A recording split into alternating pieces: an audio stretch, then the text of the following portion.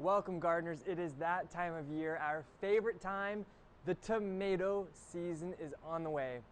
In this video, I wanted to show you guys how to get our fresh little tomato plants planted up, get them growing, get them staked, what kind of care they need, basically everything that you need in order to have tomato success so that you're munching on them as soon as possible and for as long as possible. Hi, I'm Ronnie, and if you like gorgeous plants like my Uncle Devin and I, it would be really cool if you would subscribe, like, and share this video. First thing that we need to do is consider putting it into a fresh pot of soil, or if you want to put it in the ground, you can do that too. But I like growing my tomatoes in containers because it gives me the most versatility, it gives me the freshest conditions, and I can place them wherever the sun is the strongest.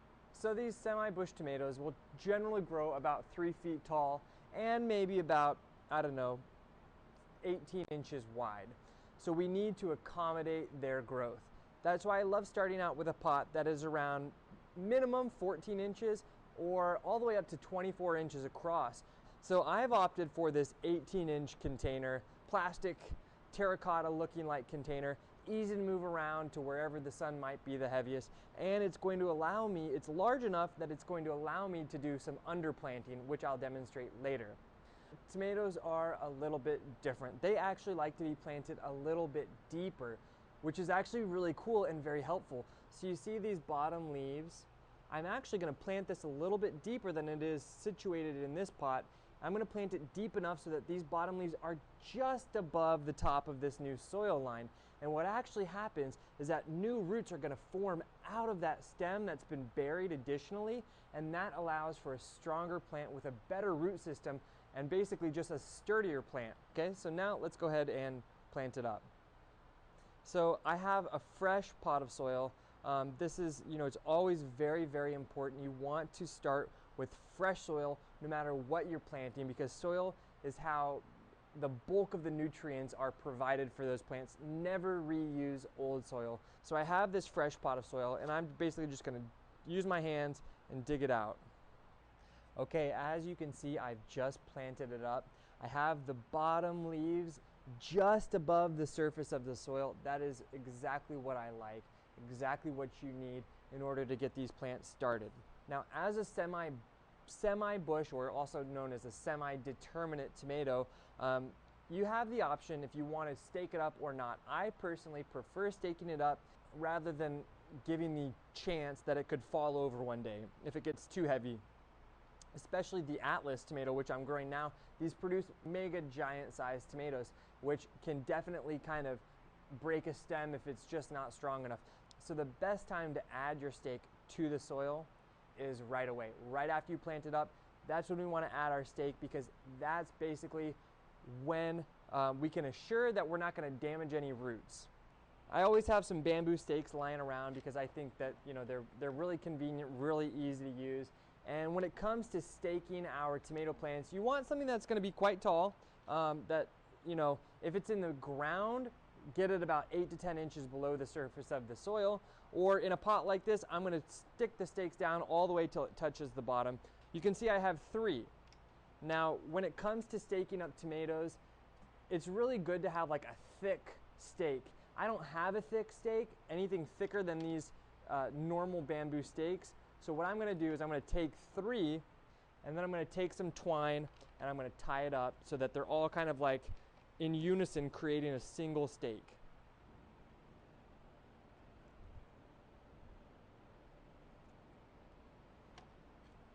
Okay, now that I have it all tied up, it's time to add it to the container. So in terms of placement, I like to place it just a couple inches away from that center stem. And you just stick it all the way down. So now that we have it planted up, it's really important. You always want to give your tomatoes fresh water. Keep it nice and moist and hydrated.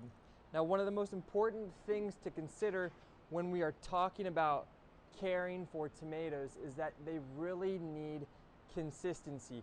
Consistency in moisture, and pending Mother Nature, consistency in sunlight as well. Now, consistency and moisture basically means that you're allowing your plants to stay slightly moistened, but not super soggy wet generally all the time. If you're underwatering your plant or you're overwatering your plant, you can often find that you'll get that blossom end rot that basically keeps your fruit from developing correctly, or you can get leaf spot, you can get all sorts of different problems with your tomatoes that basically keep you from getting the best yield from your plants. So consistently watering your plants on a regular basis is a tenet of success. And the other main key to success is giving them lots of sunlight. Tomatoes typically need up to 8 hours of sunlight every single day in order to get the best healthy plants.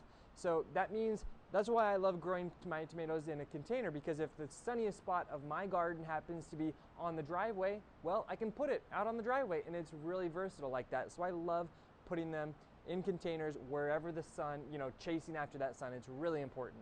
If you do want to have a little bit of fun with your tomato plants and you want to have some beauty as well, some edible landscaping, I love planting them in large containers like this and then underplanting around the edges of the container. So you can keep it edible. You can plant things like basil, like I have here, and then as the tomatoes grow and the basil grows together, you can harvest your basil and harvest your tomatoes together. Or another thing that I think is quite lovely, which is my preferred plant to plant along with my tomatoes, are classic marigolds. Marigolds are beautiful. They flower for a long time, and they've been seen to help reduce the amount of pests at times, and they can help keep certain bugs away as well. And that's stuff that we love. But whether or not they keep bugs away, one thing that they do for sure is create a much more beautiful container. So I have this large container, large 18-inch pot, and I'm just going to plant a couple marigolds around the edges. Pot it right here, right next to that tomato. Now, when we think about what kind of plants we might want to add, we don't want to add something that's going to take away from the tomato's room to grow. You don't want to grow something that's going to grow super tall or take up all the root space. That's what I love marigolds, because they're kind of just low growers. They're going to fill out the base, but they're not going to take up all the root space, and they're not going to invade the stakes room or any of that. So I'm going to plant 2 of these marigolds, and then I'm going to plant 1 basil. Okay? So now that I have my tomato planted up with the marigolds and the basil, I'm going to go place it out into the sunniest location and make sure to water it very regularly, as well as fertilizing it on a bi-weekly basis. Every 2 weeks is about perfect. So with all this in mind, you can be growing tomatoes in your own garden, whether you have an apartment garden, whether you have a large estate, it doesn't matter. Tomatoes are super versatile, and they are meant for every gardener out there. So why not give it a try, add some other beautiful plants around the base, and really create an edible landscape that looks beautiful and tastes beautiful too. Anyways, I will catch you later. Ciao.